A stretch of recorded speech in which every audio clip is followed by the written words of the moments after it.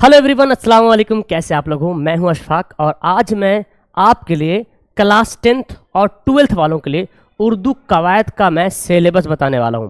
यकीन मानो मेरा, अगर आप ये वीडियो ध्यान से देख लेते हो पूरी वीडियो, तो उर्दू कवायद का आपका जो कंसेप्ट है, जो आपका कन्फ्यूजन है कि कितना पढ़ना है हमको, वो क्लियर हो जाने वाला है। 10th और 12th में कहाँ तक क्वेश्चन पूछा जाता है, मैं आपको इस वीडियो में क्लियर करने वाला हूँ।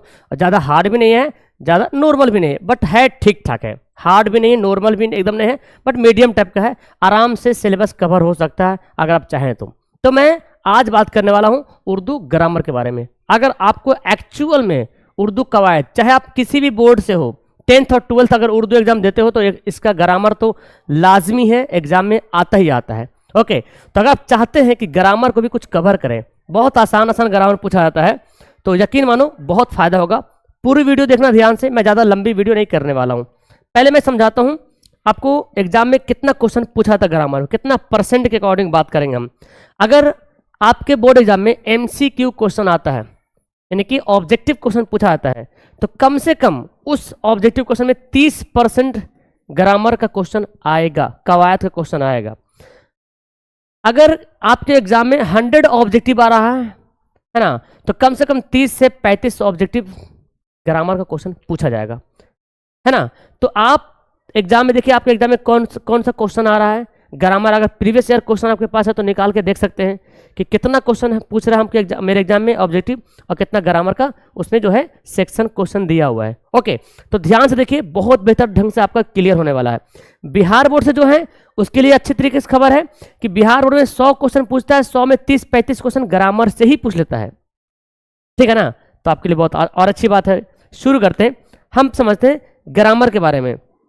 इसके बाद क्या भाई, ऑब्जेक्टिव भी है।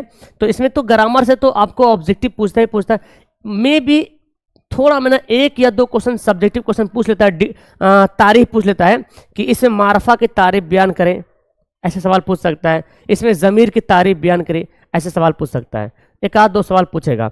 अब आते हैं ग्रामर। जो उर्दू कवायद का जो सिलेबस है ना, उर्दू ग्रामर जो है 5 भागों में डिवाइड होया हुआ है। ओके, ये कौन कौन भाग है? ये 5 है। इल्म हिज्जा, इल्म सर्फ, इल्म नहू, इल्म उरूज, इल्म बलागत। आपको क्या क्या पढ़ना है? आपको बस इतने ही पढ़ना है। 9 12 के नीचे बोले तो 9 में भी ऐसे ही आता है, 8 वाले में भी सवाल इसी में से आएगा।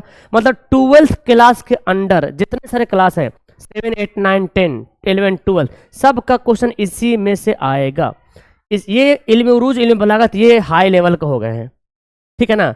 तो आप 12th में हो या 12th से नीचे में हो, 11 में हो या 12th में हो, 9th में हो या जो क्लास में हो, ये आपको इतना ही पढ़ना। इल्म हिज्जा, इल्म सर्फ, इल्म नहू, इसमें क्या क्या पॉइंट है इसके बारे में हम लोग जानते हैं डिटेल्स। ओके, चलिए, हमने यहाँ पे सारी बातें यहाँ पे लिख रखा है। देखिए, आपको यहाँ पे समझाते जाएंगे, हमने लिख तो दिया है लेकिन आपको समझाते जाएंगे। देखिए, इल्म हिज्जा में 2 चीज़ है, हुर्फ पढ़ना है और एराब पढ़ना है। हुर्फ आपने पढ़ा होगा, है ना। जैसे हुर्फ में आपको मिलेगा हुर्फ मुआहिदा, हुर्फ मुसन्ना, इस टाइप का करके। ओके, और एराब में पढ़े होंगे आप लोग कि वाव मादूला, वाव मजहूल, वाव मारूफ, अलिफ ममदूदा, अलिफ मकसूरा, ठीक है, नून गुन्ना, नून मलफूजी, ये सब एराब में आएगा। जबर जब इसी में आएगा, है ना। जबर, जेर, पेश, तनवीन, है ना, तनवीन हो गया। ओके, तो ये सब जब इसी में एराब में आएगा, ठीक है। तो ये आपको ये पढ़ना होगा। चलिए, अब इल्म सर्फ में क्या पढ़ना होगा? इल्म सर्फ में देखिए, कलमा, कलमा या लफ्ज। कलमा तो अरबी लफ्ज हो गया, और लफ्ज बोलते हैं उर्दू में। तो कलमा हो या लफ्ज हो, तो इसमें आपको कलमा के किसमें पढ़ना पड़ेगा। इसमें कि किसमें पढ़ना पड़ेगा, इसमें किसे कहते हैं, इसमें के कितने किस्में होते हैं, बनावट के लिहाज से इसमें की कितनी किस्में हैं, है ना। इस टाइप का आपको पढ़ना पड़ेगा। फिर इसमें क्या है, मारफा पढ़ना पड़ेगा। इसमें मारफा काफ़ी इंपॉर्टेंट है, ये दोनों पॉइंट मैंने हाईलाइट किया है। इसमें मारफा, इसमें नकरा और अलम की किस्में, ये काफ़ी इंपॉर्टेंट है। मैं इसको अंडरलाइन कर लेता हूँ घेर के, ताकि आपको भूलना नहीं आए। इसे मारफा जिसे आपको पढ़ना पड़ेगा, इसे मारफा में ही पढ़ना पड़ेगा।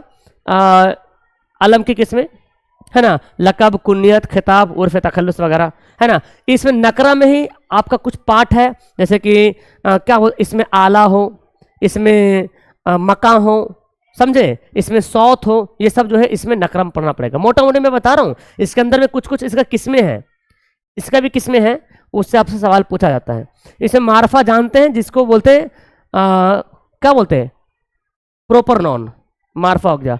नकरा क्या हो गया? कॉमन नॉन हो गया। ओके, अलम की किस्में, अलम में हुई मार्फ, लकब, तखल्लुस, उर्फ़, खिताब वगैरह पूछे, कुन्यत वगैरह। ज़मीर आपको पता है ज़मीर किसे कहते हैं? नॉन के बदले जो इस्तेमाल होता है, तो ज़मीर की किस्में हैं वो आपसे सवाल पूछा जाएगा। सिफत जिसको बोलते हैं एडजेक्टिव, सिफत की किस्में आ सकता है, ये आपको पढ़ना होगा। तो इसकी किस्में हैं, उस किस्में का जो है एग्जाम्पल जो है पूछा जाएगा। ज़माना, ज़माना में आपको पूछा जाएगा फ़ेल हाल, फ़ेल माजी, फ़ेल मुस्तकबिल। ओके, उसके बाद फिर फ़ेल, फ़ेल में सब आ गया, फ़ेल फ़ाइल मफूल, है ना। वर्ब सब्जेक्ट ऑब्जेक्ट दे देगा, वह राजू रोटी खाता है। काम करने वाला कौन होता है? सब्जेक्ट होता है, इसको बोला गया फाइल। काम किस पे हो रहा? रोटी पे, तो फेल हो गया। राजू रोटी खाता है, सॉरी, तो रोटी हो गया मफूल और खाना क्या हो गया? फेल हो गया। तो फेल फाइल मफूल एग्जाम्पल में सवाल आता है। इसमें फेल अमर, फेल नहीं, मुस्बत, मुनफी, ये सब भी आता है। ये पॉजिटिव ऑर्डर, नेगेटिव ऑर्डर, यहाँ पे डिटेल्स आपको पढ़ना होगा। तो पहले समझ लीजिए, फिर मैं आपको बताने वाला हूँ इसका कैसे हल निकालना होगा, मुझे कैसे पढ़ना होगा। फिर फेल माजी की किसने पढ़ना पड़ेगा? फेल माजी में आपने पढ़ा होगा फेल माजी मुतलक, फेल माजी करीब, फेल माजी बैद, ऐसे फेल माजी तमन्नाई, फेल माजी इस्तिमरारी। ठीक है। मुजक्कर मोनस तो बहुत इंपॉर्टेंट है। मुजक्कर जो तज़किर कहते हैं, मोनस को तानिस कहते हैं। वाहिद जमा बहुत ज़्यादा खास है। जिद इजदाद बहुत ज़्यादा, ये वाहिद जमा जिद इजदाद बहुत इंपॉर्टेंट है। ये तो कभी कभी सब्जेक्टिव सवाल में भी आ जाता है, 10 में बोलेगा 5 वाहिद जमा बताइए। ओके, और साबका लाहका, उपसर्ग, प्रत्यय, सफिक्स, प्रीफिक्स वगैरह जो पढ़ते हैं, ये आपसे इस इल्म सर्फ में आ जाता है। तो इसमें और बहुत सारी बातें हैं, तो मैंने इतनी बातें लिखा क्योंकि जो आपका सिलेबस में है, जो एग्जाम में अमूमन सवाल पूछा था, वो मैंने इसमें ऐड किया। अब एक है यहाँ पे क्या? इल्म नहू, इसमें जुमला की किसी पूछा जाएगा, जुमला सवालिया, जुमला निदाइया, जुमला, है ना, खबरिया वगैरह, ऐसे सवाल पूछेगा। ओके, इसमें सौत, हम सौत अल्फाज एक ही जैसा अल्फाज, है ना। हम सौत एक ही आवाज के जैसा अल्फाज, है ना। जैसे कि बोलते ना कि ऐसे बोले राह, एक वर्ड सदा आता, सदा, एक सदा साद से होता है, एक सदा सीन से होता है, और दोनों का माना अलग है, आवाज सदा हो रहा है, ये होता हम सौत। मुतरादिफ अल्फाज जिसको हम लोग बोलते हैं साइनोनिक, इसको क्या बोलते हैं? पर्यायवाची शब्द, है ना, पर्यायवाची। और वाहिद जमा तो हो गया साइनोनिम, हो गया एंटोनिम, साइनोनिम, ये हो गया पर्यायवाची शब्द है, एक ही लफ्ज जैसा जो पढ़ते हैं। जैसे कि लोहा है, लोहा को फौलाद भी कहते हैं, है ना, आहन भी कहते हैं, ऐसा। आसमान है, उसको गगन भी कहते हैं, है ना, समा भी कहते हैं, बहुत सारा है। मुहावरा, कौन नहीं जानता मुहावरा, है ना, दांत, उंगली उठाना, आंख दिखाना, है ना, 5 उंगलियां घी में होना, समझ में आ रहा ना। जरबुल मिसले जिसको लोकोक्ति कहते हैं, अधजल गगरी छलकत जाए, है ना, 2 और 2 4 होते हैं, ऐसे कुछ पढ़े ना, तो ये हो गया लोकोक्ति हो गया। लातों के भूत बातों से नहीं मानते इतना आपको पढ़ना पड़ेगा। आपको कितना भारी लग रहा है ना सर, इतना ज़्यादा कुछ नहीं, आपने पढ़ने आना है। आप पढ़ते आ रहे होंगे किताब में, आपने क्वेश्चंस में देखा होगा, इसमें से ऐसा बहुत सा टॉपिक होगा जो आपको बहुत अच्छे तरीके से आता भी होगा, है ना। अब चलिए, मैंने तो बता दिया आपको, ये सारा सिलेबस है, इसका स्क्रीनशॉट आप ले लो, बहुत काम आएगा। जल्दी से ले लो स्क्रीनशॉट, ले लिए, चलो वीडियो के स्क्रीनशॉट ले लिए। इतना आपको हर हाल में करना है। इसमें से जो आपको हार्ड टॉपिक लगेगा, कहाँ पे लगेगा मैं बताऊं, जहां पे आपको हार्ड लगे। जुमला पहचाने वाला था ना, जुमला को पहचानिए कि कौन सा जुमला दुरुस्त है, वो थोड़ा सा आपको दिक्कत होगा। एक इमला भी आता है, मीनिंग भी आता है, माना भी इसमें आ सकता है ना, किसका माना क्या होता है, समा मतलब क्या होता है, उरूज मतलब क्या होता है, ये माना भी आपसे पूछा जा सकता है। बाकी जिद इज्दा थोड़ा सा हार्ड लगे क्योंकि इसको याद करना पड़ेगा, है ना, इसको याद करना पड़ता है। करीब, बैद, अलग अलग मतलब होता है। वाहिद जमा नॉर्मल होता है ना, तो आराम से बनते हैं। अदब, आदाब, हालत, हालात, ऐसे आराम से बन जाता है। बाकी क्या, साबका लाका भी नॉर्मल है। मुतरादिफ अल्फाज भी थोड़ा याद करना पड़ेगा, हल्का फल्का पूछते हैं, एक आध 2 को सवाल पूछेगा। सबसे ज़्यादा इंपॉर्टेंट ये हो गया मारफा, नकरा, अलम की किस्म हो गया।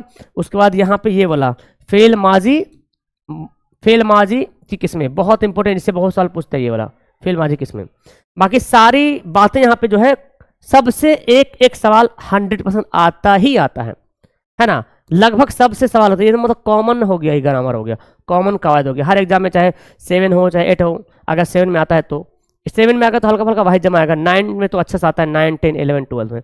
तो इसको बहुत अच्छे से कवर करना। कवर कैसे होगा सर? जिस यूट्यूब चैनल पे आप अभी वीडियो देख रहे हो, इस यूट्यूब चैनल को सब्सक्राइब कर लीजिए।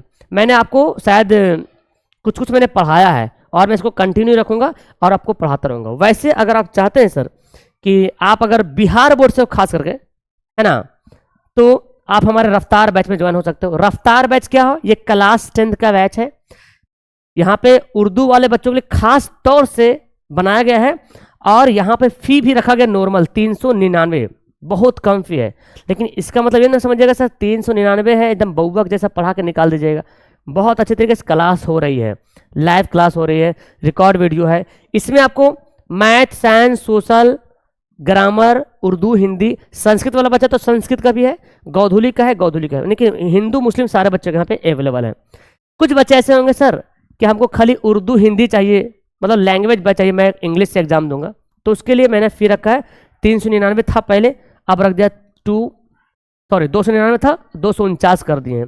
इस पर भी आप इतना भी ले सकते हैं। इसमें जुड़ेंगे तो सिर्फ उर्दू हिंदी इंग्लिश का मिलेगा, यहाँ पे सब कुछ मिलेगा, ग्रामर वगैरह सब मिलेगा, नोट्स, PDF, क्वेश्चन सारा कुछ मिल जाएगा, है ना, वीडियो भी मिलेगा, नंबर दिख रहा कॉल कर। लेकिन यहाँ पे लाइव नहीं मिलेगा, यहाँ पे क्रैश कोर्स नहीं मिलेगा और रफ्तार बैच में क्रैश कोर्स मिलेगा। अगर आप 12th में हो तो 12th का मैंने उर्दू का लैंग्वेज बैच लाया था जिसमें 399 फी रखा, लेकिन अब इसको मैंने कम कर दिया, बोला चलो बच्चों 349 में ही आप लोग ज्वाइन हो जाओ, है ना। इसमें क्या मिलेगा सर? उर्दू हिंदी इंग्लिश का तो पक्का नोट्स मिलेगा, उर्दू और हिंदी का वीडियो मिलेगा, इंग्लिश का मैं गारंटी नहीं ले सकता हूँ, लेकिन जब होगा तो मैं बता दूंगा। एडिशनल कुछ मैं कर रहा हूँ इसमें मैं आर्ट्स का और साइंस का PDF वगैरह ऐड कर रहा हूँ। आर्ट्स का PDF, आर्ट्स में जो भी हिस्ट्री ज्योग्राफी वगैरह जो भी है, साइंस का PDF कोशिश कर रहा हूँ, अभी बन रहा, आर्ट्स का बनेगा फिर साइंस का बनेगा, तो सब इसमें इंक्लूड होने वाला है।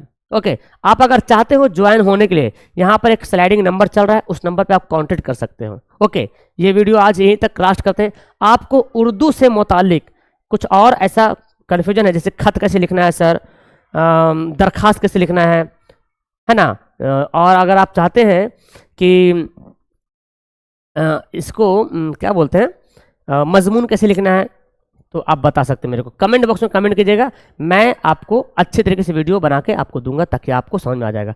और अगर आप क्लास 10th में हो, बिहार बोर्ड से हो खास करके, तो डेली क्लास चलती है शाम के 4 बजे, जरूर आप लोग आया करो और वीडियो को एंजॉय किया करो। Okay, that's all, thank you everyone. उम्मीद है कि आप लोग जरूर से इस बैच में ज्वाइन हो जाओगे। ओके, खुदा हाफिज़।